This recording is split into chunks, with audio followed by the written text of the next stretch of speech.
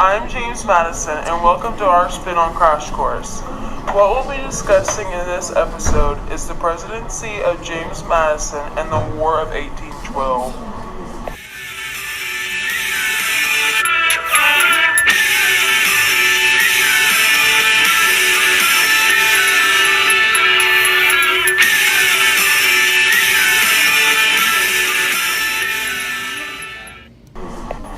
First, we'll be talking about our fourth president, James Madison. What he is most renowned for is the War of 1812, which is expertly named by being the War of the Year 1812. How creative. James Madison was the president from 1809 to 1817. He made a major contribution for the ratification of the Constitution by writing the Federalist Papers along with Alexander Hamilton and John Jay. Later, Madison was referred to as the father of the Constitution. When delegates to the Constitutional Convention assembled, Madison took frequent part in debates with great emphasis.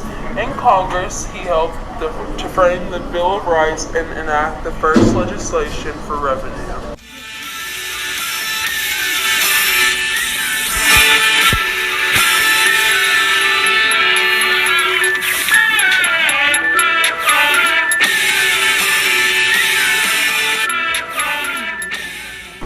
Our President Madison got into the war with war hawks behind him and with the doves against him.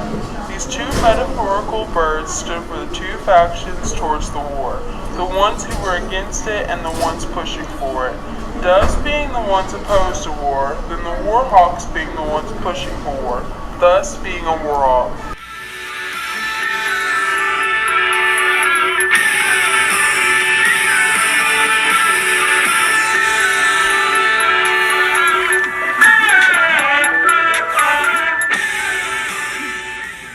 Fun fact, one of the most famous of the war hawks was Kentucky's own Henry Clay, the great compromiser.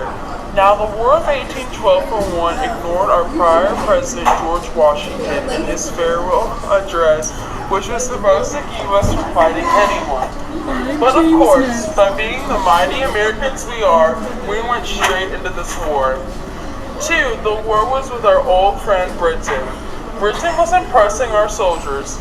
Not the impressing like admiring and respecting, as in taking the men hostage and forcing them to serve in the British Navy.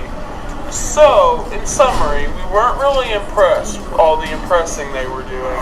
So we then declared war on Britain. Britain didn't really do much in the War of 1812 until 1814, since they were engaged in the Napoleon Wars with France. After that, they started to funnel their troops and resources to their other, priorly neglected war.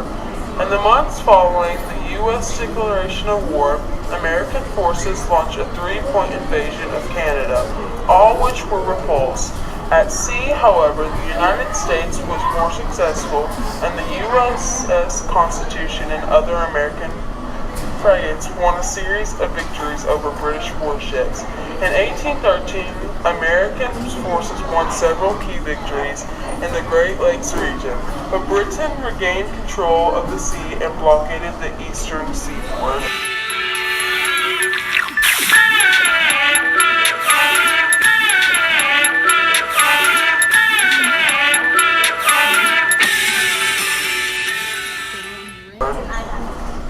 Now, one of the most notable attacks from Britain was the burning of Washington, in which Britain attacked and captured our capital. Then, as it was implied, the British burned Washington, D.C. This included the White House and other buildings.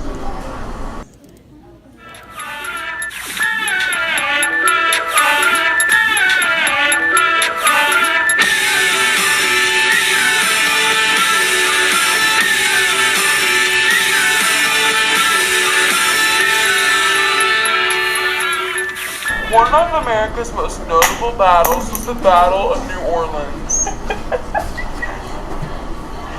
which actually occurred after the war had ended. The war had ended on December 24, 1814, with the signing of the Treaty of Ghent. But this battle happened because the Treaty of Ghent was signed after British fleets were already on their way to New Orleans. When they arrived, their army did not know what they were supposed to do and attacked the port of New Orleans. The battle ultimately concluded with an outstanding victory for the Americans.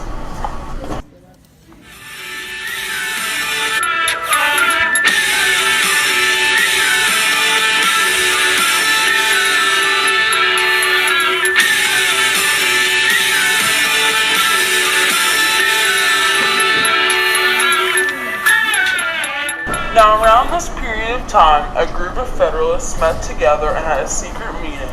This meeting was called the Hartford Convention. The Hartford Convention was a secret meeting held in Hartford, Connecticut by Federalist delegates from Connecticut, New Hampshire, Rhode Island, Vermont, and Massachusetts, who were unhappy with President Madison's mercantile policies and the progression of the War of 1812. But it was no longer possible for the convention's report to serve the kind of ultimatum contained inside of it. For the war, along with the national crisis it had brought about, had ended. Now that is all for this episode of Crash Course. Thanks for watching.